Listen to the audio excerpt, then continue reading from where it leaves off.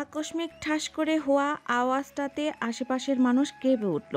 ভরা রাস্তায় সকলের সামনে থাপ্পড় খেয়ে গালে হাত দিয়ে স্তব্ধ হয়ে আছে পালক। আশেপাশের সকলের দৃষ্টি এখন ওরই দিকে, যেন সকলের আকর্ষণের মধ্যবিন্দু পালক হবেই না বা কেন। কোনো মেয়েকে যদি রাস্তার সকলের সামনে একটা ছেলে এসে সজোরে থাপ্পড় দেয়, তার লোকজনের হাঁ করে তাকিয়ে থাকাটা খুব একটা অস্বাভাবিক নয় তো। গালের ডান পাশটা এখনো জ্বলছে, ফর্সা গালে 5টা আঙ্গুলের ছাপ স্পষ্ট। মাথাটা দপদপ করছে, দুপুরের কড়া রোদেও চোখ ঝাপসা অন্ধকার দেখছে এখনো, দেখবেই না কেন। অমন বলিষ্ঠ হাতের একটা চর পালকের মতো মেয়ের মাথাটা ঘুরিয়ে দিতে একটু বেশিই যথেষ্ট। মাথাটা কেমন ভন ভন করা শুরু করেছে। এখনো বুঝে উঠতে পারছে না মাঝ রাস্তায় সম্পূর্ণ অচেনা ছেলের হাতের থাপ্পড় খাওয়ার কারণ। ইউ চিপ, এই তোমাদের মতো মেয়েরাই সমাজের আবর্জনা। এদের জন্য আজ এই পরিস্থিতি। মেয়ে হয়ে এমন একটা কাজ করতে তোমার লজ্জা করলো না? ছি। আমি এখনো স্তব্ধ। কি করেছি আমি? আমি সমাজের আবর্জনা? কথাটা কানের মধ্যে সূচের মতো বিঁধল। চুপ করে আছো কেন? Speak out. মেয়ে হয়ে এই ধরনের একটা চিঠি দিতে তোমার ন্যূনতম লজ্জাবোধ হলো না? বলে ছোটখাটো একটা চিরকুট পালকের সামনে ফেলে দিল। পালক এখনো কোনো প্রতিক্রিয়া দেখাতে পারছে না। জ্বলছে ভীষণ, ভীষণ জ্বালাপোড়া করছে। জ্বলনটা গালে না, তার বুকের ভেতরে, সারা শরীরে। আজ অবধি এতটা অসম্মানিত কখন হয়নি, কল্পনাতেও ভাবেনি ভরা রাস্তায় এভাবে অপদস্থ হতে হবে, তাও কোনো দোষ ছাড়া। কিসের চিঠি? কাকে দিয়েছে? বাই, চল, অলরেডি অনেক সিক্রেট হয়ে গেছে, ছেড়ে দে। ছেলেটা পালকের দিকে রেশপূর্ণ দৃষ্টিতে তাকিয়ে ভীষণ বিরক্তি আর রাগ দেখিয়ে চলে গেল গদগদ পায়ে। পালক এখনো স্তব্ধ। আশেপাশের লোকজন নানা মন্তব্য করছে, যেগুলো কানের পর্দা ভেদ করে মন মস্তিষ্ক দুটোকেই আঘাত করছে। আজকালকার মেয়েরাই এমন বেহায়া। আসলে ছেলেরা কি মেয়েদের পিছনে পড়বে? মেয়েরাই ভালো ছেলে দেখলে শোক শোক করে। মানুষ কত সহজেই না জেনে না বুঝে মানুষকে যা নয় তাই বলে দেয়। একটা বারও ভাবে না আসল কাহিনীটা কি। দাঁড়িয়ে থাকার শক্তিটুকু আর পাচ্ছে না পালক। আশপাশ অন্ধকার হয়ে আসছে, মাথাটা প্রচণ্ড যন্ত্রণায় ফেটে যাচ্ছে, ভেতরের দাবাম ক্রমশ বৃদ্ধি পাচ্ছে, ভীষণ কষ্ট হচ্ছে ভীষণ। কানে বারংবার প্রতিধ্বনি হয়েই যাচ্ছে ছেলেটার বলে যাওয়া শব্দগুলো আর আশেপাশের মানুষের কটূক্তি। ভার্সিটির ক্লাস শেষ করে পালক আর শিমু বেরিয়েছিল কিছু কেনাকাটা করে ফিরবে। আজ এক্সট্রা ক্লাসের জন্য একটু বেশি দেরি হয়ে গেছে। পাড়াপাড়ি করে ফিরছিল দুজনে। দুপুরের কড়া রোদে অনেকখানি হেঁটে বেশ তেষ্টা পেয়েছিল। শিমুকে পানি আনতে দিয়ে রাস্তার একপাশে দাঁড়িয়েছিল পালক। আর তখনই কোত্থেকে এসেই কোনো রূপ বাক্য ব্যয়হীন সজোরে আঘাত করলো পালকের গালে। শিমু মাত্রই পানি নিয়ে আসছিল। ঘটনার আকস্মিকতায় সেও অবাক, কোনো রূপ প্রতিক্রিয়া ব্যক্ত করতে পারছে না। তার চেয়েও বেশি চড়াঘাত করছে ছেলেটির বলা প্রতিটি বাক্য। পালক কোনোভাবেই কোনো প্রতিক্রিয়া করতে পারছে না। নিঃশব্দে নোনা জলে ভিজে যাচ্ছে কপোল। গ্রীষ্মের তপ্ত রোদের ঘাম আর চোখের পানিতে ভিজে একাকার। ভাবশূন্য হয়ে দাঁড়িয়ে আছে পালক। শিমু নিঃশব্দে এসে কাঁধে হাত রাখল। বাড়ি চল পালক। তবুও কোনো হেলদোল হলো না পালকের। স্থির চিত্তে দাঁড়িয়ে পালককে এক হাতে আগলে শিমু এগোতে লাগলো। পালকও ভাবশীলভাবে এগিয়ে যাচ্ছে। আফু দাঁড়া। পেছন থেকে আসা ডাকে পা দুটো স্থির হলো, কিন্তু পিছু ফিরে তাকানোর ইচ্ছে হলো না। দৌড়ে এগিয়ে আসলো রাফাত। হাঁপাতে হাঁপাতে বলল, কি হয়েছে আফু? কে মেরেছে তোকে? তোর গায়ে হাত দেওয়ার সাহস কার হলো? নাম বল শুধু। পালককে চুপ থাকতে দেখে শিমু উত্তর দিল, চিনি না, ছেলেটা হুট করে এসে কোনো কথা ছাড়াই থাপ্পড় দিল। ওকে নিয়ে ফ্ল্যাটে যা শিমু, আমি দেখছি। বলে আবারও ছুটে চলে গেল রাফাত। শিমু ওর যাওয়ার পানে তাকিয়ে ফের মুখ ফিরালো। পালকের নিস্তব্ধ চিত্তে 5টা আঙ্গুলের ছাপ পড়া গালটা দেখে ভেতরে ভেতরে ভীষণ বেদনাভূত হলো। তবু সান্ত্বনা দিতে বলল, জানি তোকে এখন কিছু বলাটাও বৃথা, তবু বলছি মন খারাপ করিস না। হয়তো কোনো মিসআন্ডারস্ট্যান্ডিং হয়েছে। ওনার কথা শুনে মনে হলো কেউ নাকি কোনো চিঠি দিয়েছিল।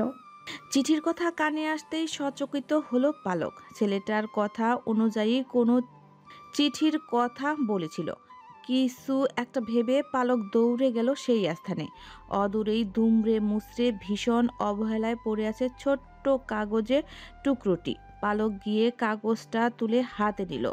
মুচড়ে যাওয়া কাগজের ভাঁজ খুলতেই গোটা গোটা অক্ষরে 3 লাইনের লেখা পড়তেই সারা শরীর রিরি করে উঠল। এত বাজেও কারো চিন্তা ভাবনা হয়? এখানে 3 লাইনের লেখা, make you are so hot. তোমায় প্রথম দেখেই আমি ফিদা হয়ে গেছি। When go for a one night stand with me. ছি, বলেই আবার কাগজটা মুছড়ে ফেললো পালক। শিমু কপাল জড়ো করে জিজ্ঞাসা করলো। ওটাতে কি লেখা আছে পালক? পালক কোনো প্রতিউত্তর ছাড়া কাগজটি শিমুর হাতে ধরিয়ে দিয়ে হাঁটা ধরল। কাগজটা খুলে শিমু ভীষণ ঘৃণিত হলো। কোনো মেয়ের এতটা চিপ মাইন্ডেড হতে পারে? হাতের কাগজটা কয়েক টুকরো করে পিছু পিছু হাঁটা ধরল। এটা তুমি কি করলে ভাই? কি করে করলে? কোনো যাচাই বাছাই না করে ভরা রাস্তায় একটা মেয়ের গায়ে হাত তুললে? মেয়েটাকে তুই চিনিস রাফাত? অবশ্যই চিনি, ও আমার বেস্ট ফ্রেন্ড পালক। এমন মেয়ের সাথে মিশতে তো রুচিতে বাঁধে না। কি যা তা বলছো ভাই? ওকে তুমি কতটা চেনো? এক দেখায় একটা মেয়ের সম্পর্কে এই ধরনের মন্তব্য করা তোমার মানায় না ভাই। এক দেখায় যে মেয়ে এক দেখায় একটা ছেলেকে এই ধরনের প্রপোজাল দিতে পারে, তার চরিত্র বুঝতে আর কিচ্ছু লাগে না। কি বলেছে পালক তোমায়? Asked me for one night stand. এটা কি পালক তোমায় নিজে বলেছে? না, এটা কাগজে লিখে পাঠিয়েছিল। রাফাত ভীষণ শান্ত ভাবমূর্তিতে পুনরায় জিজ্ঞাসা করে, না, একটা বাচ্চা মেয়েকে দিয়ে পাঠিয়েছিল। মেয়েটাকে নাম জিজ্ঞাসা করলে নীল রঙের ওড়না পরা মেয়ের কথা বলেছিল। And she was the only girl wearing blue there. Like seriously ভাই, তোমার কাছে এটা আনএক্সপেক্টেড ছিল? তুমি কি করে একটা বাচ্চা মেয়ের কথায় ওকে সকলের সামনে থাপ্পড় দিলে? তোমার মনে হয় যে এই ধরনের চিরকুট পাঠিয়েছে সে তোমার অপেক্ষায় এখানে দাঁড়িয়েছিল? আর নীল রঙের ওড়না পরা মেয়ে কি রাস্তায় দ্রুত ছিল না? রাফাত কিন্তু ভুল কিছু বলেনি মেঘ। মানুষের চেহারায় অনেক কিছুই প্রকাশ্য। মেয়েটাকে দেখে আমার সেরকমও মনে হয়নি। তোর আগে যাচাই করে নেওয়া উচিত ছিল। রাফাতের সাথে মেঘের পাশে বসে থাকা বন্ধুটিও সায় দিল যে ঘটনার চাক্ষুষ প্রদর্শক। এ পর্যায়ে এসে মেঘের একটু খটকা লাগলো। নিজেরও মনে হচ্ছে কোনো ভুল তো করলো না।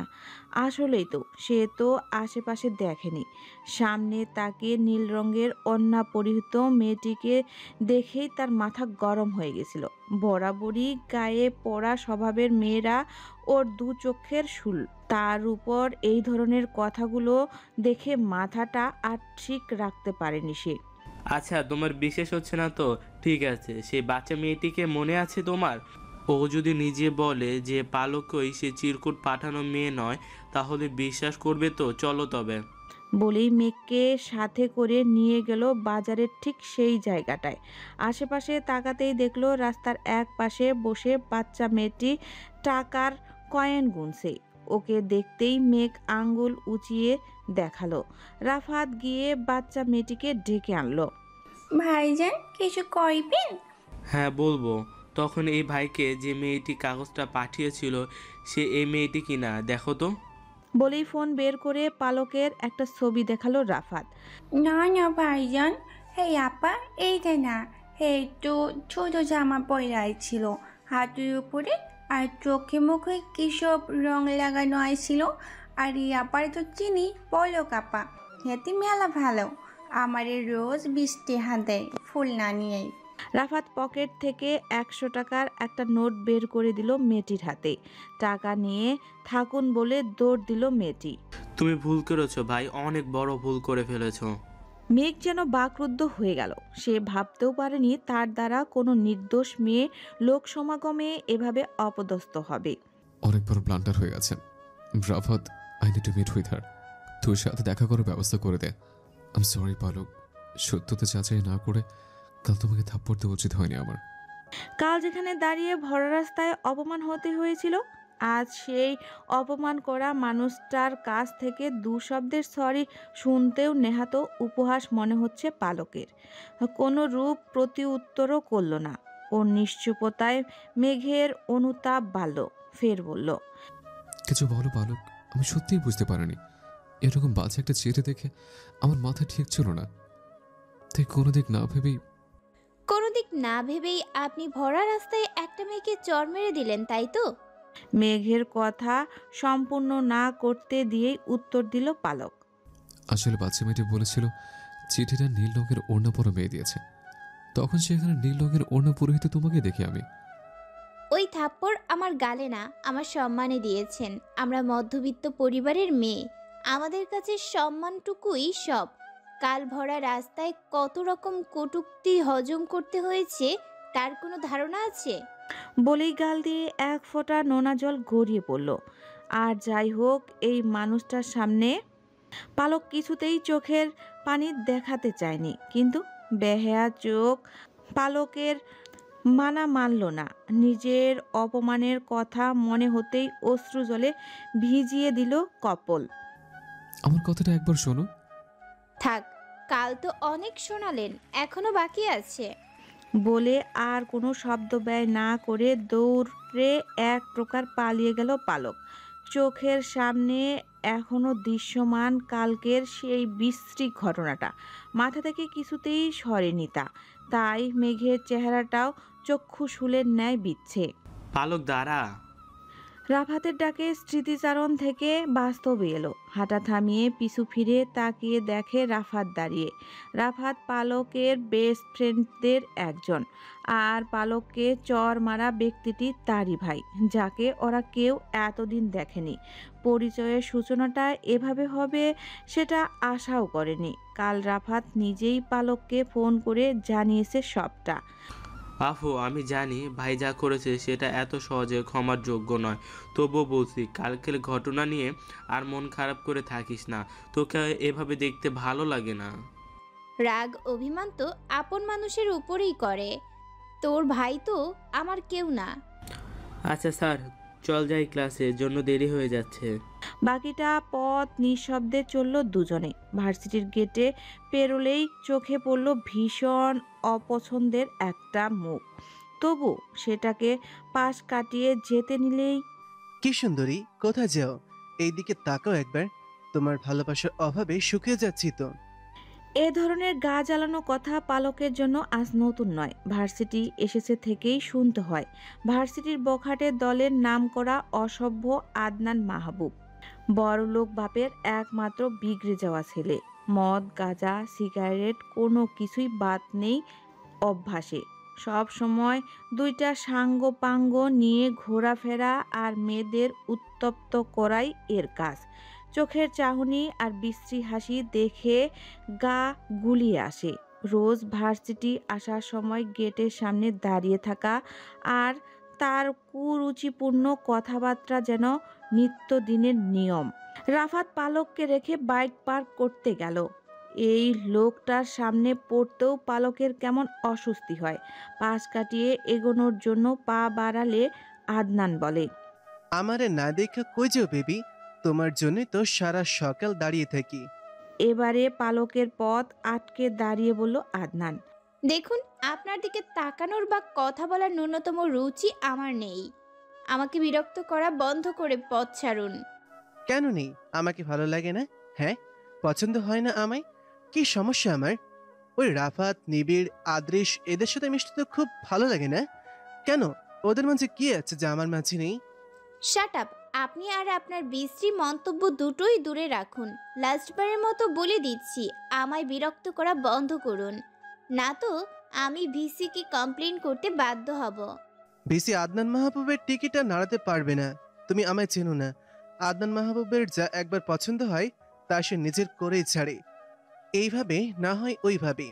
আদনান ও তার গা জ্বালানো কথা কোনোটাই পালকের সহ্য হচ্ছিল না, তাই কোনো রকমে পাশ কাটিয়ে দ্রুত পায়ে চলে এলো।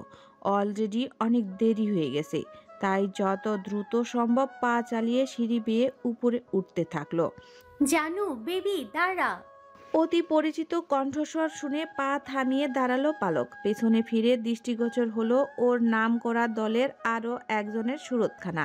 দৌড়ে এসে দাঁড়ালো পালকের কাছে। কি রে বদমাইশ কুত্তার 3 নাম্বার শালিক, কখন থেকে ডাকতেছি তোরে? তোর ম্যারাথনের স্পিড কি কোনো সময় কমে না? হাঁপাতে হাঁপাতে বলল আরশি। আমার স্পিড ম্যারাথনের নয়, তোরটা কচ্ছপের। জীবনে কখনো সময় মতো এসেছিস? না মানে আসলে ওই একটু লেট হয়ে গেছে আর কি। তো তুই কেন দৌড়াচ্ছিস? তোর তো দেরি হয় না? সব সময়ের মতো আবাল মার্কা হাসি দিয়ে জিজ্ঞাসা করলো আরশি। পালক বেরস মুখে বলল, আর কেন হতে পারে, আজও আমার পথ আটকে ছিল।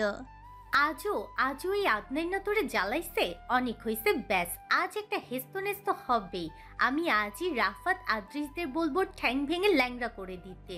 সাহস কত বড়, কি মনে করে নিজেকেও? থাম, এত হাইপার হোস না। আর এইসব কথা নিবিড় আদ্রিস আর রাফাতের কানে দিস না। জানিস তো সবগুলো কেমন, শেষে গুরুতর ঝামেলা করলে ব্যাপারটা অনেক দূর গড়াবে। আজ আমায় রেখে বাইক পার করতে গেছিল বলেই আদনানকে ওর চোখে পড়েনি, না হলে সকাল সকাল করে অনেক বড় ঝামেলা হতো। তুই ঝামেলার কথা বলছিস? আদনান যে তোকে রোজ এভাবে বিরক্ত করছে, এটা কিছু না? আচ্ছা বাদ দে না, পরের বার এমন করলে দেখা যাবে।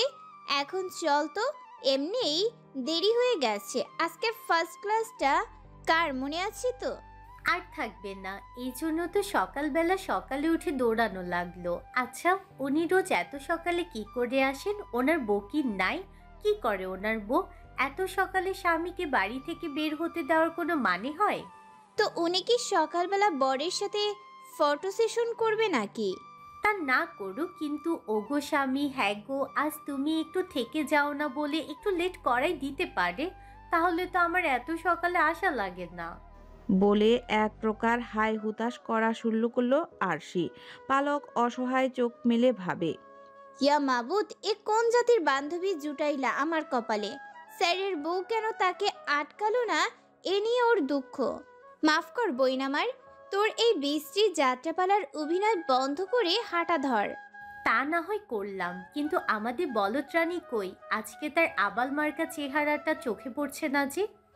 আজ ওর নাকি কোনো ইম্পর্টেন্ট ক্লাস নেই, আর কতগুলো অ্যাসাইনমেন্ট করাও বাকি আছে, তাই বাড়ি বসে সেগুলোই করছে।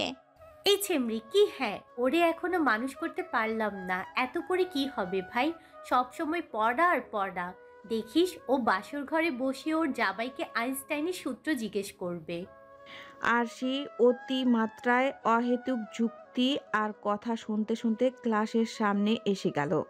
এই যা দেখলি, যা বলেছিলাম, খবিসটা আইয়া পড়ছে রে। তাই তো দেখতেছি। কি করবি, চুপি চুপি ঢুকবি? পাগলাই গেছস? ভরা ক্লাসরুমের সামনে চুপি চুপি ঢুকবো আর হেতি আমাগরে বারণ করবে। তোমাদের বিশেষ সমালোচনা শেষ হলে আমাদেরকেও জানাও, আমরাও অংশগ্রহণ করে নিজেদের ধন্য করি। ওদের দুজনের ফিসফাস চলাকালীন ফ্যাসফ্যাসে আওয়াজে কথাটা কানে এলো। মুখ ঘুরালে দেখতে পায় মহাশয় পেন আর বইটা হাতে নিয়ে ওদের দিকে তাকিয়ে, সাথে পুরো ক্লাসরুম যেন চিড়িয়াখানায় আনা কোনো আজব প্রাণী দেখছে। পলক, ইয়েস স্যার। কয়টা বাজে? 8:45 স্যার। ক্লাস শুরু হয়ে কয়টায়? 8:30 স্যার।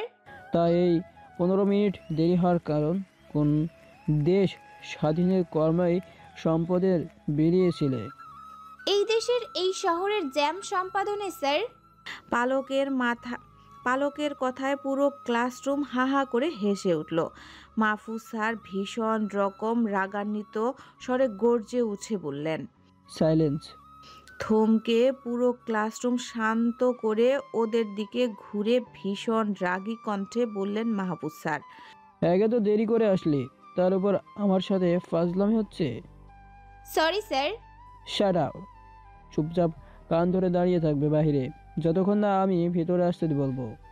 সরি স্যার, আমাদের ভুল হয়ে গেছে, আজকের মতো ক্ষমা করে দিন। কথাগুলো মিনমিনিয়ে বলল আরশি। ও তাই নাকি মিসেস আরশি? তোমার কোন দিন ভুল হয় বলবে? আমি আজ অবধি তোমাকে সঠিক সময় উপস্থিত হতে দেখিনি। আর হবে না স্যার। নো মোর ওয়ার্ডস। চুপচাপ কান ধরে দাঁড়িয়ে থাকো, নয়তো মাঠের মাঝখানে দাঁড় করাবো। স্যারের ধমকি শুনে চুপচাপ দুজন কান ধরে দাঁড়িয়ে থাকলো পেঁচার মতো মুখ করে। মনে মনে ভাবে পালক, না জানি কোন জন্মের শত্রুতা আছে ওনার সাথে। ওনার মা কি খেয়ে পেটে ধরেছিল আল্লাহ জানে। সেই খাবারের নাম জানতে পারলে দেশ থেকে গায়েব করে দিতাম। বলে মনে মনে স্যারের গোষ্ঠীর ষষ্ঠী করতে লাগলো দুজনে। আপাতত এছাড়া কোনো উপায় নেই দুজনের। স্যার, আসতে পারি? Yes, come in. ডেকেছিলেন স্যার? ইয়েস মিস্টার রহমান, ডেকেছিলাম। Please be seated. Thank you sir. অফিসের সকল ইনভেস্টমেন্ট অ্যান্ড মানি রিলেটেড ব্যাপার সবটা আপনার দায়িত্বে, তাই তো আরমান রহমান? জি স্যার। তাহলে এই ফাইলটি দেখুন তো, আমি কিছু বুঝতে পারছি না, একটু বুঝিয়ে দেবেন আমায়? ফাইলটা হাতে নিয়ে খুলে কিছুক্ষণ দেখতেই কপাল বেয়ে ঘাম ঝরতে শুরু হলো আরমান রহমানের। পকেট থেকে রুমাল বের করে কাপা হাতে সযত্নে মুছে নিলেন। কি হলো, কিছু বুঝতে পারছেন? মানে আসলে স্যার। বুঝতে পারছেন না তাই তো? আচ্ছা, আমি বুঝিয়ে দিচ্ছি। ফাইলটার প্রথম পৃষ্ঠায় স্পষ্ট ভাষায় উল্লেখিত যে কোম্পানির অ্যাকাউন্ট থেকে 17 লক্ষ টাকার হিসাব মিলছে না। আর দ্বিতীয় পৃষ্ঠায় আরও স্পষ্টভাবে আপনার ব্যাংক অ্যাকাউন্টের নাম, যেখানে 17 লক্ষ টাকা ট্রান্সফার হয়েছে। তা এই ব্যাপারে আপনার মতামত কি আরমান সাহেব? আসলে স্যার আমিও বুঝতে পারছি না। কি, আপনি ঘামছেন কেন? আসলে গরম করছে খুব আজকে। সামান্য হাসলো গাল বাঁকিয়ে, অতঃপর ডান হাতের তর্জনী উঠিয়ে মেঘ সামনের দিকে ইশারা করে দেখিয়ে শীতল কণ্ঠে বলল, ওই যে দেখুন, এসির টেম্পারেচার 18 ডিগ্রি, যা নর্মালের চেয়েও 2 থেকে 4 ডিগ্রি সেলসিয়াস কম। তবুও ঘামছেন? উত্তরের অপেক্ষা না করে আবারও বলল, মানুষ গরম ছাড়াও দুটো কারণে ঘামে, জানেন তো? প্রথমত হাই প্রেশার থাকলে, দ্বিতীয়ত অন্যায় করে ধরা পড়লে। আমি যতদূর জানি হাই প্রেশার নামক রোগটা আপনার থেকে 12 হাত দূরে। দিব্যি সুস্থ মানুষ আপনি, তাহলে আপনার ঘামের কারণটা কি? আমি দ্বিতীয়টাই ধরবো। আরমান রহমান বুঝে গেছেন তার আর কোনো পথ ফাঁকা নেই বাঁচার। তাই সে কোনো দিক না ভেবেই 2 হাত জোর করে বলে উঠল, স্যার, স্যার আমার ভুল হয়ে গেছে। স্যার আমাকে ক্ষমা করে দিন। আমাকে পুলিশে দিবেন না স্যার। স্যার এমন ভুল আর কখনো হবে না। ভুল? ভুল? 17 লক্ষ টাকা চুরি আপনার কাছে ভুল মনে হচ্ছে আরমান? বাবা আপনাকে বিশ্বাস করে সবচেয়ে বড় দায়িত্ব দিয়েছেন, আর আপনি তার এই ধরনের অপব্যবহার করলেন। সব ভুলের ক্ষমা হয় না, বিশ্বাস ভঙ্গকারীরা অমানুষ। এদের জায়গা পাশে নয়, পায়ের তলে। এতটুকু বলে দরজার দিকে মুখ করে সিকিউরিটি বলে হুঙ্কার ছাড়ল যুবক। মুহূর্তেই দুজন ড্রেস আপ পরিহিত গার্ড এসে টেনে হিঁচড়ে নিয়ে যায় আরমানকে কেবিন থেকে। রাগে নিঃশ্বাস ঘন হয়ে আসছে মেঘের। বিশ্বাসঘাতকতা কোনো কালই পছন্দ না ওর। চেয়ার থেকে উঠে গিয়ে দাঁড়ালো পেছনের ছাদ থেকে ফ্লোর সমান থাই গ্লাসের সামনে। চোখ বন্ধ করে জোরে নিঃশ্বাস টেনে প্রকৃতির বাতাস গ্রহণ করলো। আপাতত মাথাটা ঠান্ডা করা দরকার। মেঘ, যার পুরো নাম মেঘালয় চৌধুরী, রমজান চৌধুরী ও নিশা চৌধুরীর একমাত্র সন্তান, চৌধুরী গ্রুপ অফ ইন্ডাস্ট্রির একমাত্র উত্তরাধিকারী। দীর্ঘ 6 বছর সুইজারল্যান্ড থেকে পড়াশোনা শেষ করে দেশে ফিরেছে মাত্র। রমজান চৌধুরীর ইচ্ছায় বর্তমানে চৌধুরী ইন্ডাস্ট্রিটের মধ্যমণি। মেঘের মতো শান্ত গভীর ইন্দ্রনীলের ন্যায় চোখ জোড়ার জন্য তার দাদা জনাব আলিফ চৌধুরী তার নাম দিয়েছেন মেঘ। মেঘ থেকে মেঘালয়। দরজায় ঠক ঠক শব্দে চোখ খুলল মেঘালয়। পেছনে না ফিরে ছোট্ট 2 শব্দের উত্তর, কামিন। এহেম এহেম। কারো উপস্থিতির শব্দে পিছনে ফিরে তাকায় মেঘ। নির্মিষ মুখটা প্রাণোচ্ছলতায় পরিপূর্ণ হলো। উচ্ছ্বাসিত গলায় বলল, আরে তুই? নির্দয় নিষ্ঠুর আস্ত পাষাণ লোকটা পুরো 20 মিনিট দাঁড় করিয়ে রেখেছে। কি এমন করে ফেলেছিলাম? হ্যাঁ, একটু না হয় লেটই হলো, তা বলে এতক্ষণ কানে ধরিয়ে রাখবে? মান সম্মান বলে কিছু আছে তো? এখন এইসব যদি আমার ফিউচার বর দেখে সে কি ভাববে? ভাববে তার বউ কান ধরে দাঁড়িয়ে থাকে। ছি ছি। তোর আবার বর থেকে এলো রে আরু? আরে এলো না, আসবে। এখন নাই বলে কি ভবিষ্যতেও হবে না নাকি? তো সে কি ভবিষ্যৎ থেকে টাইম ট্রাভেল করে এসে দেখে যাবে? তা না হোক, তবুও কেন কেন বলতো এতক্ষণ দাঁড় করিয়ে রাখলো? খোদা, আমার পায়ের চুরমুর হয়ে গেছে। আসলেই স্যার তো না পুরো হাহাকার, পায়ের দফা রফা করে দিয়েছে বেটা। তুই না হয় তাল গাছ, আমি একটুখানি ছোট পিচ্ছি মানুষ, একটু দয়া মায়াও হলো না তার আমায় দেখে।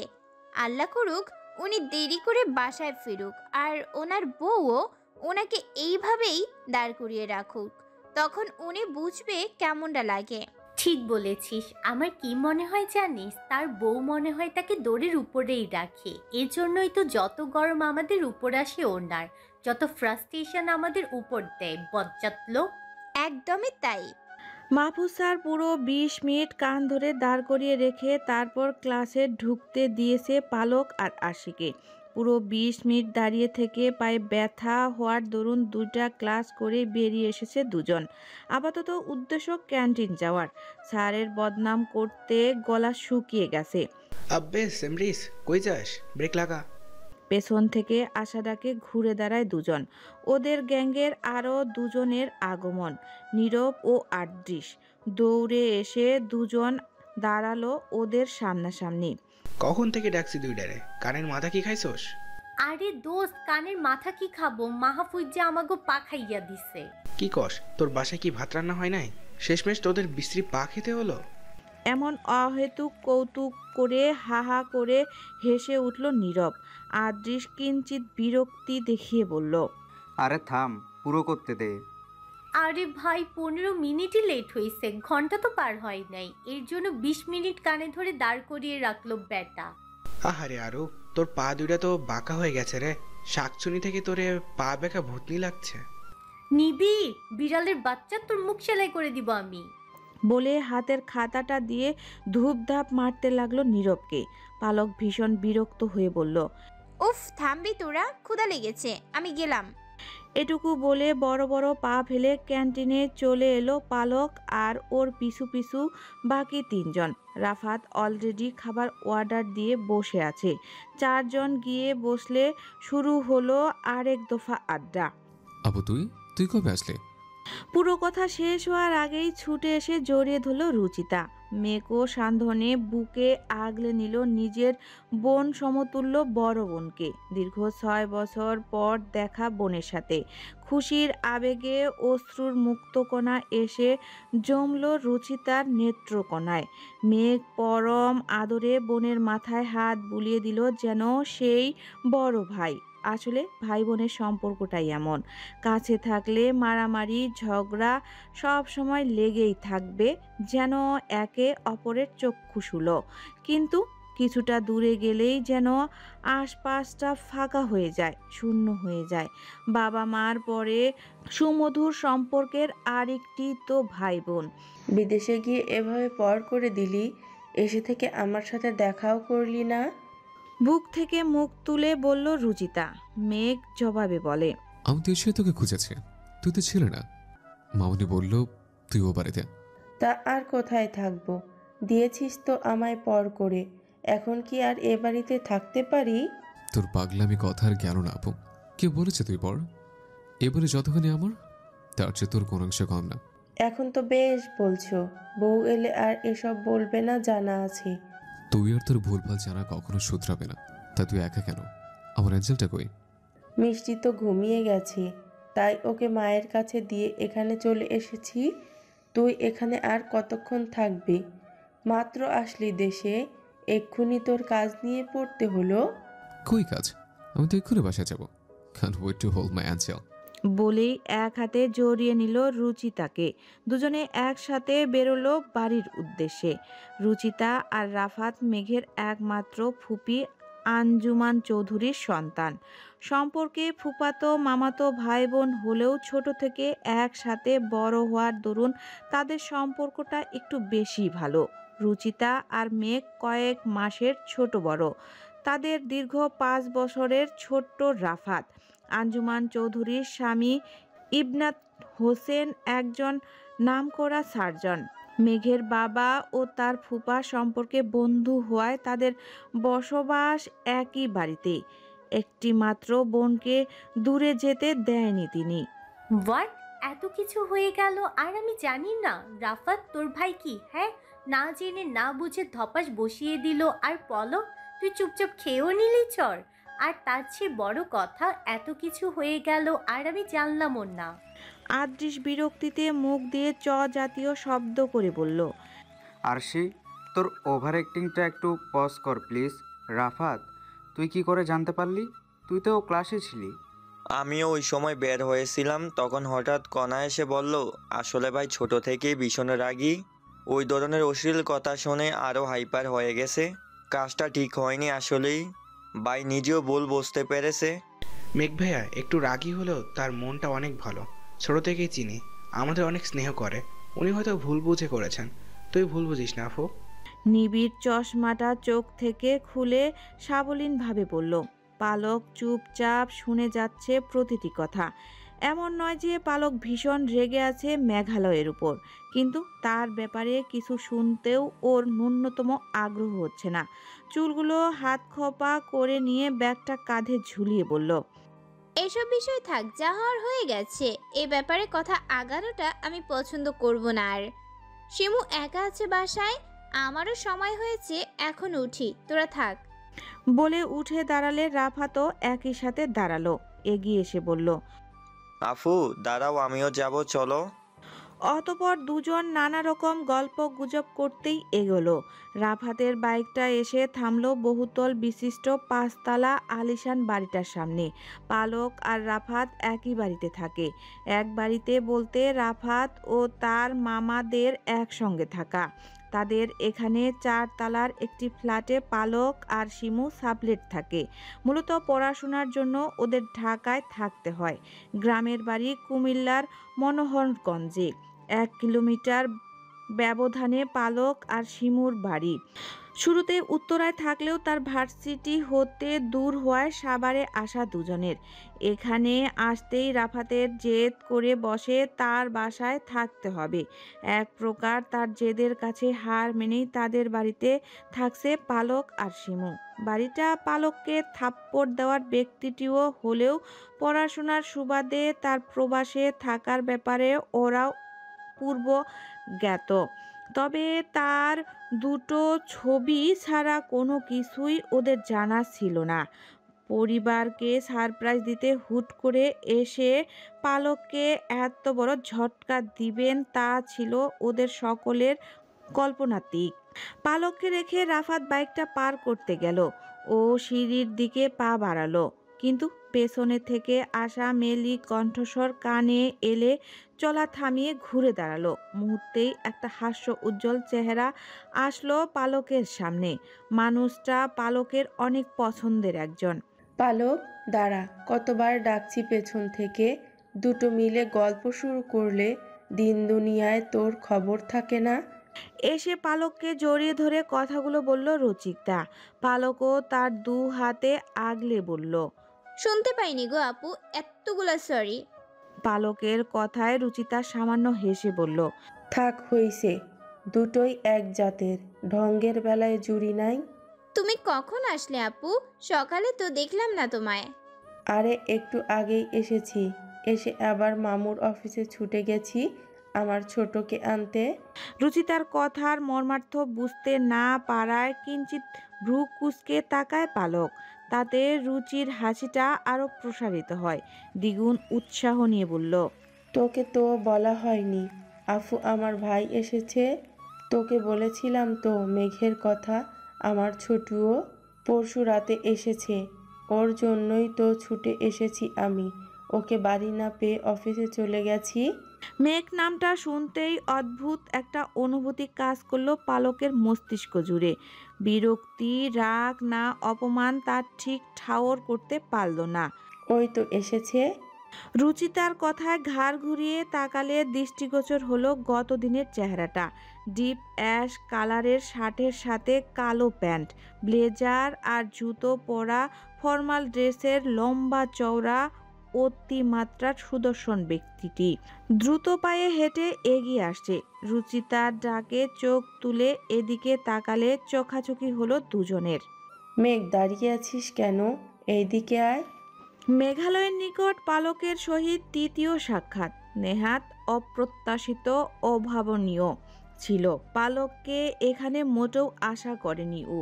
আকস্মিকভাবে পালককেও দেখায় সে রীতিমতো হতভম্ব, কোনো রূপ প্রতিক্রিয়া হীনায় তাকিয়ে আছে। রুচিতার ডাকে নিজেকে কিছুটা স্বাভাবিক করে এগিয়ে যায় ধীর পায়ে। মেঘ, ও পালক, আফারা নূর পালক, রাফাতের বেস্ট ফ্রেন্ড। এই বাসায় থাকে 4 তলায়।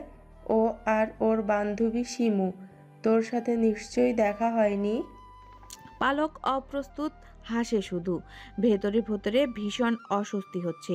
কোনোভাবে এখান থেকে যেতে পারলে বেঁচে যায়।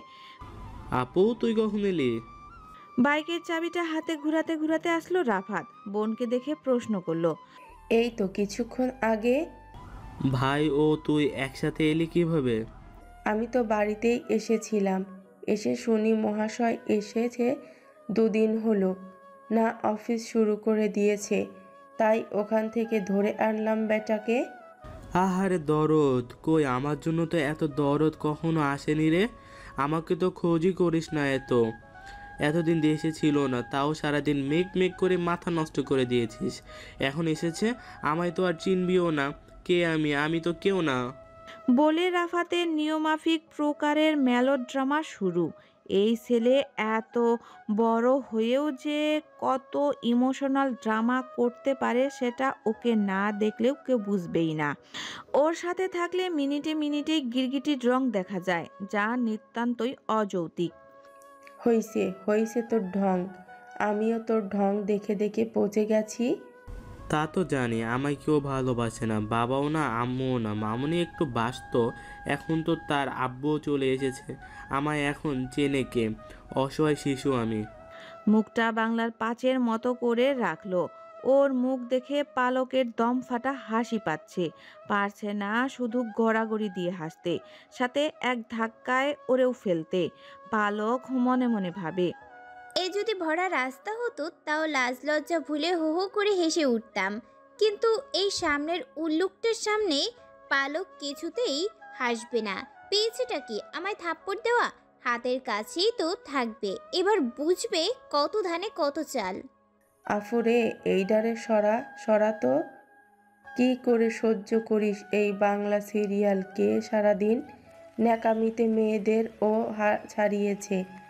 হ্যাঁ, আমি তো ন্যাকা। যত ভালো তোমরা থাকো, তোমরা পরাণের ভাই বোন। আজ হতে আমি কেহ নই, তোমাদের সাথে থাকবো না। আফু চল তো, চল। এদের আমি চিনি না, এরা আমার আপন হতেই পারে না। বলে পালকের হাত ধরে টানতে টানতে সিঁড়ি বেয়ে উপরে উঠতে লাগলো রাফাত। পালক মুখে হাত চেপে হাসতে হাসতে এগুলো ওর সাথে সাথে। এতক্ষণ এসব কিছু নীরব দর্শক ছিল মেঘালয়। বরাবরের মতোই নিশ্চুপ শান্ত স্থির চিত্তে সব কিছু পর্যবেক্ষণ ছাড়া তার পক্ষ থেকে সাড়া খুব কমই পাওয়া যায়। রাফাত চলে যাওয়ার পর সেও চুপচাপ উপরে উঠে যায় রুচিতার কথা শুনতে শুনতে। মৃদু আলোয় মাখামাখি চারপাশ, পশ্চিমে হেলে পড়া তপ্ত বস্তুটায় লালিমায় ছড়াছড়ি আকাশ জুড়ে। উত্তপ্ততায় দাপটে ধরণী জ্বালিয়ে রাখা সূর্যটির আলোয় এখন তুলোর মতো নরম লাগছে। লালাফ আকাশ জুড়ে কৃষ্ণরাঙ্গা কাক, শালিক চড়ুইয়ের উড়াউড়ির দৃশ্যটা যেন সৃষ্টিকর্তার নিপুণ হাতের তর্জমা। শালিক চড়ুইয়ের কিচিরমিচির ডাকটাও যেন ভীষণ সুরেলা শোনাচ্ছে শ্রবণ যন্ত্রে। শরীরে জুড়ে দুর্বল রোদের ছড়াছড়ি আর পাখির কিচিরমিচির কলরব মেখে বিকেলটাকে আলিঙ্গনে ব্যস্ত পালক। বারান্দার দোলনাটাতে বসে কফি হাতে নিয়ে পরিবেশ অবলোকন করছে পালক। দুপুরে রাফাত তাকে নিয়ে উপরে আসার পর খুব করে চেয়েছিল এখানেই থাকতে।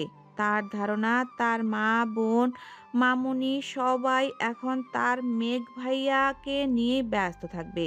তাকে কেউ ভালোবাসে না, গুরুত্ব দেয় না। তাই সে ও ঘরে যাবে না। পালক জোর করে বের করে দিয়েছে ঘর থেকে।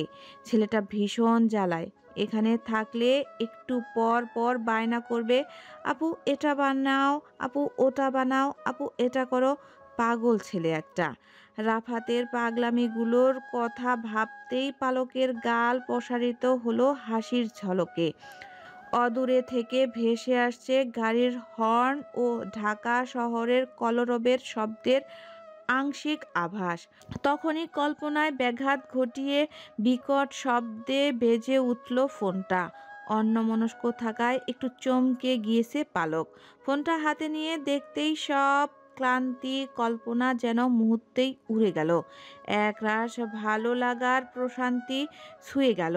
তার জীবনের সবচেয়ে বেশি গুরুত্বপূর্ণ মানুষটা ফোন দিয়েছে। ভীষণ তৃপ্তি সহিত হেসে ফোন তুলেই হাস্য উজ্জ্বলে সালাম দিল পালক। বাবা, কেমন আছো বাবা? ওপাশ থেকে তার বাবা তারেক হাসান সালামের উত্তর দিয়ে বললেন, ভালো আছি মা, তুমি কেমন আছো? আমিও ভীষণ ভালো আছি বাবা, শুধু তোমাদের মনে পড়ে খুব। আমাদেরও তোমাকে ছাড়া একদম ভালো লাগে না। মামুনি, ছুটি পেলেই আমাকে জানাবা, আমি তোমায় গিয়ে আনবো। তোমার আম্মু তোমায় দেখার জন্য ভীষণ উতলা হয়ে আছে। আপাতত 2 মাসের মধ্যে যাওয়া হবে না বাবা। Class test, assignment, mid term পরীক্ষা শেষ হতে 2 মাস পেরিয়ে যাবে। মন খারাপ করো না মামুনি, আমরা সময় হলেই তোমায় দেখা আসবো। বাবার সাথে পড়ালেখা, বাড়ির ব্যাপারে টুকটাক কথা বলার মাঝেই পরপর কয়েকবার কলিং বেল বাজার শব্দ আসলো কানে পালকের। শিমু দুপুরের খেয়ে ঘুম দিয়েছে। সন্ধ্যার আগে ওঠানো যাবে না মনে হয়। কলিং বেল থেকে প্রমোশন হয়ে শব্দটা এখন দরজার করাঘাতে পরিণত হলো। এর কারণটা অবশ্য পালকের বেশ জানা, তাই চুপচাপ কথা বলছে তার বাবার সাথে। এক পর্যায়ে বিরক্ত হয়ে বাবাকে বলে ফোনটা রাখলো। ওড়নাটা ঠিক করে দরজার কাছে গিয়ে খুলতেই হুড়মুড়িয়ে ঢুকলো রাফাত। পালক বেশ করেই জানতো ওকে এভাবে রুটিন করে জ্বালানোর ব্যক্তিটিকে। আপু শিগগির নুডলস রান্না কর, ক্ষুধা পেয়েছে ভীষণ। আমার পেটে 5.6 মাত্রায় ভূমিকম্প শুরু হয়েছে। শিগগির রাত, না হলে পাগল হয়ে যাব। চুপচাপ দাঁড়িয়ে হাত গুটিয়ে রাফাতের কথাগুলো শুনল পালক, কোনো রূপ উত্তর ছাড়া। ও নিজেও জানে এ সময় দরজার উপর অত্যাচার চালানো মানুষটা রাফাত ব্যতীত কেউ নয়। এই ছেলেটা যার আশেপাশে থাকবে তাকে জ্বালিয়ে মারবে। একটু পর পর এক রকম বায়না করা তার স্বভাব। আন্টি যখন বিরক্ত হয়ে 2-4টা ঝাড়ুপিটা দিবে তখন হুড়মুড়িয়ে আসবে এখানে। এসেই ওকে বলবে এটা বানিয়ে খাওয়াও, ওটা বানিয়ে খাওয়াও। আম্মুকে কত বললাম শুনলই না। আমার কোনো গুরুত্ব নেই, আমায় কেউ ভালোবাসে না, এমন হাজারো অযৌক্তিক অভিযোগ ছুঁড়ে বসবে। আর তার কথা না শুনলে মুখ ফুলিয়ে বসে থাকবে। আফু, শুনছিস তুই? আজকে সব কিছু মেঘ ভাই আর আপুর পছন্দের বানিয়েছে। আমার দিকে তাকালোই না। আমি যে না খেয়ে ঘুমিয়ে গেলাম, কেউ একটা বার ডাকলোও না, তাই রাগ করেছি। ও বাড়িতে খাবো না, তুই আমার জন্য নুডলস রান্না করে দে। বলে ধপ করে সবাই গা এলিয়ে বসলো। বাসায় নুডলস নেই রাফাত, আজ চিংড়ি রান্না করেছি। তোর তো ভীষণ পছন্দের, ভাত দেই, খাবি? না আপু, আমি এখন নুডলসই খাবো। এ বাসায় নেই তো কি, আমার আছে, তুই চল। বলেই পালককে একটা কিছু বলার সুযোগ না দিয়ে হাত ধরে টানতে টানতে নিয়ে গেল। পালকদের ফ্ল্যাটের দরজাটা খুলতেই সামনে বরাবর তাদের রুমের দরজাটা দেখা যায়। কোনো রকম অজুহাত দেওয়ার সুযোগ না দিয়ে সুরসুর করে টেনে নিয়ে ঢুকলো রাফাত ও বাড়িতে। ধপ করে দরজাটা খোলার শব্দে পিছনে ঘুরে তাকালো সবাই। বেশ অনেকখানি জায়গা জুড়ে থাকা ড্রয়িং রুমটার একপাশে টিভি, বড় ফ্রিজ আর নানা শৌখিন জিনিসপত্রে সাজানো। পালক তাকিয়ে দেখে আরেক পাশে রাখা ডিভানে বসে আছে রাফাতের আম্মু আঞ্জুমান আন্টি। রুচিতা পালকের ভীষণ প্রিয় নীলাশা আন্টি আর ভীষণ অপ্রিয় তার সন্তান দ্য ওয়ান অনলি পালককে থাপ্পড় দেওয়া মেঘালয়। তিনি একা নন, তার কোলে চুপটি করে বসে আছে মিষ্টি, রুচিতা আপুর মেয়ে। পালককে দেখেই তার কোল থেকে নেমে দৌড়ে এলো। আফু, তুমি এতক্ষণ কোথায় ছিলে? আমি তোমাকে অনেক মিস করছিলাম। আধো আধো বলিতে তোতলানো কথা শুনে হেসে দু হাত বাড়িয়ে কোলে নিল। মিষ্টিকে পালকের ভীষণ পছন্দ, একদম চিনির দলা মেয়েটা, দেখলেই আদর করতে ইচ্ছে করে। রুচিতার স্বামী ব্যবসায়িক কাজে বেশিরভাগ সময়ই বিদেশেই থাকেন, আর তার বাবা মা আর রুচিতার ননদ সকলেই কানাডায় সেটেল, যার ফলে রুচিতার এই বাড়িতে থাকা বেশি হয়। আর মিষ্টি মেয়েটার সাথে সাক্ষাৎও পালকের বেশ। পালক আর মিষ্টি দুজনই চকলেট পছন্দ। রুচিতাকে লুকিয়ে মিষ্টিকে চকলেট দেওয়ার কারণেই পালক ওর সবচেয়ে প্রিয়। মিষ্টির দু গাল ভরে হামি দিয়ে বলল, আমিও ভীষণ মিস করেছি অ্যাঞ্জেল। আফু, জানো মেঘও আমায় অ্যাঞ্জেল বলেছে। আমি বলেছি আমাকে শুধু আফু অ্যাঞ্জেল বলবে, তাও আমায় অ্যাঞ্জেল বলেছে। মেঘ, তুমি বকে দাও। মিষ্টির কথায় সকলে শব্দ করে হেসে উঠল। পালক সামনে তাকাতে মেঘালয়ের সাথে চোখাচোখি হলো। ফট করে চোখ নামিয়ে নিল। ভীষণ অপ্রস্তুত লাগছে পালকের কাছে। পালক, এদিকে আয় মা, তোকে ডাকতে তো ভুলে গেছি। তুই কি অভিমান করেছিস? সুন্দর করে সাজিয়ে কথা বলার আগত কণ্ঠস্বরকে উদ্দেশ্য করে সেদিকে তাকাতেই হালকা হাসলো পালক। এই মানুষটাকে একটু বেশি ভালো লাগে পালকের। নীলাশা আন্টি, মনেই হয় না ওনার সাথে পরিচয় মাত্র 6 মাসের। পালককে আদর করে যখন জড়িয়ে ধরে মা গন্ধটা নাকে ভরে আসে। ওনার মমতাময়ী আদর পেয়ে যেন মায়ের অভাব কমে যায়। পালক সান্দেনে উত্তর দিল, আমি কি কখনো অভিমান করি আন্টি? কিন্তু আমি করব, রাগ করব। আমি ভীষণ, কতবার বলেছি আন্টি বলবি না। ভুল হয়ে গেছে মামুনি, আর বলবো না বলেই এগিয়ে গেল। পাশ থেকে আঞ্জুমান বলল, এই বাদরটা তোকে ধরে এনেছে তাই না? ভার্সিটি থেকে ফিরেই একচোট ঝগড়া করেছে এই রুচির সাথে। তারপর যেই ঘুম দিল, বাড়ি শুধু লোক মিলে ওনাকে তুলতে পারেনি। টানা 4 ঘন্টা কুমিরের মতো ঘুমিয়ে এখন বলছে ওকে নাকি খেতে ডাকেনি, ওকে নাকি কেউ গুরুত্বই দিচ্ছি না।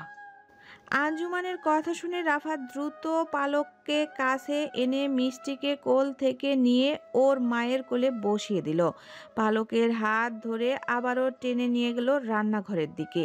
পেছন থেকে আঞ্জুমান ডাকলে পা থামিয়ে বলল, কারো কথা শুনবো না আমি। নেহাত ওর বাড়ি নুডলস ফুরিয়ে গেছে, তাই ওকে ধরে নিয়ে এসেছি।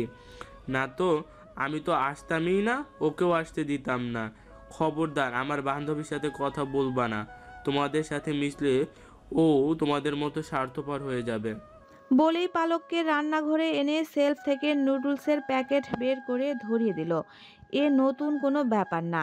কয়েকদিন পরই সে এমন বাড়ির লোকের সাথে মুখ ফুলিয়ে হয় নিজে পালকের বাড়ি গিয়ে খাবে, নয় পালককে এনে রান্না করাবে।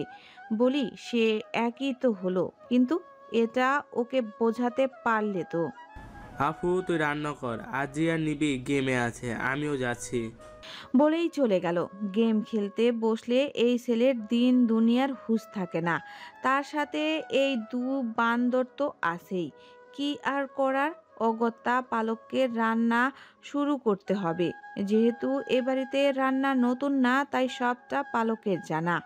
পালকের বানানো কফি এ বাড়ির সকলের ভীষণ পছন্দ। প্রায়ই যখন ছুটির দিনগুলোতে আড্ডা দিতে বসে সকলে একসাথে স্ন্যাক্স বানানোর দায়ভার পালকের উপরেই আসে। চুলোতে এক পাশে কফির জন্য পানি দিয়ে আরেক পাশে নুডলস দিয়ে সবজি কাটতে লাগলো পালক। খোলা চুলগুলো ভীষণ বিরক্ত করায় সেগুলো হাত খোপা করে নিল।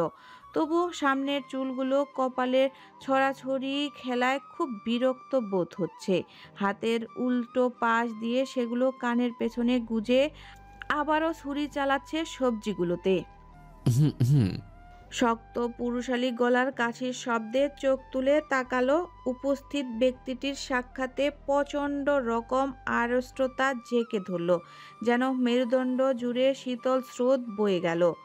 ডিপ ব্লু কালারের টি শার্টের সাথে সাদা রঙের ট্রাউজারে পরিহিত মেঘ, কালো বাদামি মিশ্রণের চুলগুলো কপালে এলোমেলো ছড়িয়ে, দুহাত পকেটে গুজে পলকের দিকেই তাকিয়ে মেঘ। আচ্ছা, মেঘের চোখটা কি সত্যি নীল নাকি লেন্স পরে? মারাত্মক সুন্দর মেঘের আক্ষি যুগল। মেঘ কি কোনোভাবে জানে যে নীল রঙের চোখের মণি পালকের ভীষণ পছন্দ? এই জন্য লেন্স পরে এসেছে যাতে পালক সব ভুলে যায়? মোটেও না, পালক কিছুতেই ভুলবার মেয়ে না। মেঘ পালককে ভরা রাস্তায় থাপ্পড় দিয়েছে, এটা ভেবেই মুখ ভেঙচি কেটে আবারও নিজের কাজে লাগলো পালক। মেঘ যেন অবাক হলো, দুবার পলক ঝাপটালো।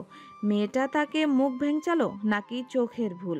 যাই হোক, নার্ভাস হওয়া যাবে না। ভীষণ গম্ভীর আর রাগী স্বভাবের হওয়ায় মানুষকে বোকা ঝাড়ি দেওয়ায় হাজারো রেকর্ড থাকলেও কারো নিকট ক্ষমা চাওয়ার দৃষ্টান্তই তার ডায়েরিতে একটাও নেই। তাও আবার একটা স্বল্প পরিচিত মেয়েকে সরি বলা। তাই মেঘ ভীষণ অপ্রস্তুত বোধ করছে। আপাতত এদিকে কেউ নেই। মা আর ফুপি গেছে টিভি দেখতে। মিষ্টির বাবা ভিডিও কল দেওয়ায় রুচি আপু কথা বলতে ব্যস্ত, আর রাফাত ভিডিও গেম নিয়ে। এ সুযোগে মেয়েটাকে সরি বলা যাবে। কালকের ঘটনার পর থেকে মেঘ ভীষণ অনুতপ্ত বোধ করছে। পালক? জি। মেয়েটির কণ্ঠস্বর হতে আসা ছোট্ট উত্তরটি শুনে চোখ তুলে তাকালো মেঘ পালকের দিকে। হালকা পাতলা গড়নের ছোট্ট খাটো একটা মেয়ে। ফর্সা গায়ের কালো রঙের জামাটা বেশ মানিয়েছে। খোপার ভাঁজের থেকে ছড়িয়ে পড়া অবাধ্য চুলগুলো মুখ জুড়ে ছড়াছড়ি। মেঘের ভীষণ ইচ্ছা হলো নিজের হাতে সরিয়ে দিতে। পরক্ষণে নিজের ইচ্ছেকে নিজেই মনে মনে ঠাটিয়ে দু চড় লাগালো। ছি ছি, এসব কি ভাবছে সে? আসলে পালক, তুমি হয়তো বুঝতে পারছো আমি কি বলতে চাচ্ছি। সেদিনের সেই ঘটনার জন্য সরি বলাটা হয়তো যথেষ্ট নয়, তবু আমার না বুঝে ভুল করাটার জন্য আমি অনুতপ্ত। বলে থামলো মেঘ। পালক হাতের ছুরিটা থামালো। অতি ধীরে আক্ষি পলক তুলে স্থির দৃষ্টিতে তাকালো সামনে দাঁড়ানো সুদর্শন চেহারার দিকে, যার দৃষ্টি বর্তমানে তার দিকে স্থির। তাকিয়ে থাকতেই হঠাৎ মেঘ মুখের অভিব্যক্তি বদলে গেল। ভীষণ উৎকণ্ঠ নিয়ে পালকের দিকে তাকিয়ে হুট করেই ওর এক হাত ধরে হ্যাঁচকা টানে সরিয়ে আনলো। ঘটনার আকস্মিকতায় অপ্রস্তুত থাকার ফলে তাল সামলাতে না পেরে পালক পড়ল মেঘালয়ের প্রশস্ত বুকের মধ্যখানে। মাথাটা গিয়ে ঠেকল তার বুক বরাবর। একটা হৃদস্পন্দনের ধুকপুকানির শব্দ স্পষ্ট চড়াঘাত করতে শ্রবণ যন্ত্রে, যেন পুরো শরীর জুড়ে শিহরণ বয়ে গেল। মেরুদণ্ড জুড়ে শীতল বাতাসে আচ্ছন্ন হলো। মেঘালয়ের এহেন কাজের মর্মার্থ বুঝতে পারল না পালক, কিন্তু ওর সারা শরীরে কেমন কম্পন অনুভব হলো। কড়া একটা পুরুষালীর সুবাস নাকে এসে ঠেকছে। ধীরে ধীরে চোখ তুলে তার মুখ বরাবর তাকালো। এক ঝটকায় পালককে সরিয়ে এনে ওর আঁচল টেনে ধরল মেঘ। ঘটনার আকস্মিকতায় পালক বাকরুদ্ধ। স্থূল বুদ্ধিতে শুধু এতটুকু ভাবল, কি করছেন উনি? মেঘালয় পালকের আঁচল ধরে সামনে এনে গ্যাসের পানি ঢেলে দিল। কালো রঙের ওড়নাটার বেশ অনেকখানি অংশ পুড়ে গেছে। কাপড় পরার বিদঘুটে গন্ধটা নাকে এসে ঠেকছে ওদের। পালক বিস্মিত নজরে তাকিয়ে রইল। কোমর থেকে আঁচল খসে কখন কাচের ফাঁকে স্টোভের আগুনে লেগেছে খেয়াল করেনি। মেঘ না থাকলে আজ অনেক বড় কিছু হতে পারত। মেঘালয় পালকের ওড়নাটাতে পানি ঢেলে আগুন নিভিয়ে পুনরায় ওর কাঁধে রেখে দিল। পালকের কোনো প্রকার প্রতিক্রিয়া বা শব্দ ব্যয়হীন তাকিয়ে থাকা অবস্থায় মেঘালয় ব্যস্ত হয়ে বলল, আপনার পারমিশন ছাড়া আঁচল ধরার জন্য দুঃখিত, কিন্তু মেঘ জেনে বুঝে কাউকে কষ্ট পেতে দেয় না। বলে এক লহমা দেরি না করে বেরিয়ে গেল। পালক এখনো স্থির দাঁড়িয়ে। যতটা খারাপ ভেবেছিল লোকটাকে অতটাও হয়তো না। আর অন্যটাতে আগুন লাগার ঘটনায় খানিকটা ভয় পেলেও অবাক হয়নি পালক, কারণ এমন অসাবধানতা ওর দ্বারা নতুন কিছু নয়। ৭-৫ ভাবা বন্ধ করে অন্যটাকে ভালোভাবে পেঁচিয়ে আবারও নিজের কাজে মনোযোগী হলো। আফু, কি হয়েছে? ঠিক আছিস তুই? রুচি আপু হুট করে এসে প্রশ্ন করলো। পালক স্মিত হেসে বলল, কি হবে, এই তো। বলে ওর কথার তোয়াক্কা না করে ওড়নার আঁচলটা হাতে নিয়ে এপাশ ওপাশ করে দেখে রুচিতা বলল, আফু, কি করছিস? একটু সাবধান হবি না? যদি বড় কোনো ক্ষতি হয়ে যেত। রুচিতার উদ্বিগ্নতা দেখে পালক সামান্য হাসে। ওর গাল দুটো টিপে বলে, আরে চিল আপু, এই তো কিছুই হয়নি। মাঝে মধ্যে এমন হওয়াটা কোনো ব্যাপার না। চিল, তাই না? এই তোরা সবগুলো একটা বাদরের হাট হয়েছিস। ভাগ্যিস মেঘ বলছিল না তো তুই আমাকেও বলতিস না। আজ থেকে রান্নাঘরে আসা টোটালি বন্ধ তোদের। আর ওই বাদরটাও রান্না করতে বললে ওকে আগে খুন্তি পেটা করব। নিজে তো গিয়ে বসবে কম্পিউটারের সামনে। মা আর মামুনি জানতে পারলে কতটা চিন্তা করবে জানিস? আসলেই সত্য কথা। এই বাড়ির লোকেরা পালককে এতটা ভালোবাসে, যত্ন করে যে মনেই হয় না যে ওরা ওর রক্তের সম্পর্কের বাইরের লোক। মানুষ, ধর্ম, বর্ণ, বংশ পরিচয় সব নির্বিশেষে এক। ওদের এক পরিচয়, তারা মানুষ। আর মানুষের পরিচয় মনুষ্যত্ব তাদের ব্যবহার, আচার আচরণে।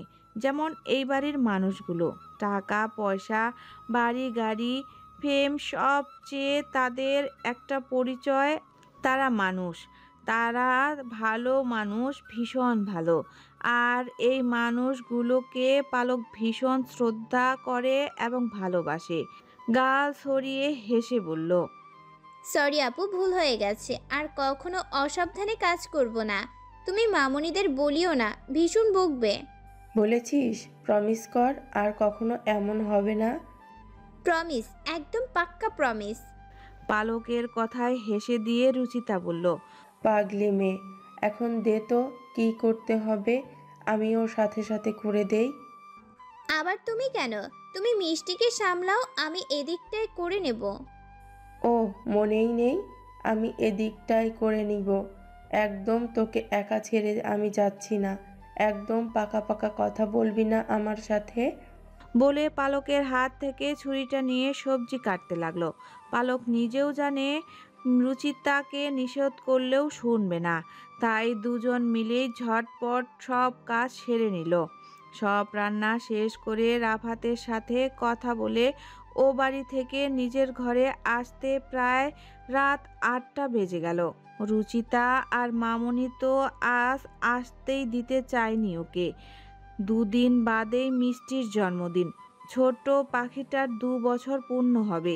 তাই মিষ্টির জন্মদিন আর মেঘালয় চৌধুরী দেশে ফেরার উপলক্ষে তারা বিশাল পার্টির আয়োজন করবে, সে নিয়েই প্ল্যানিং করছিল।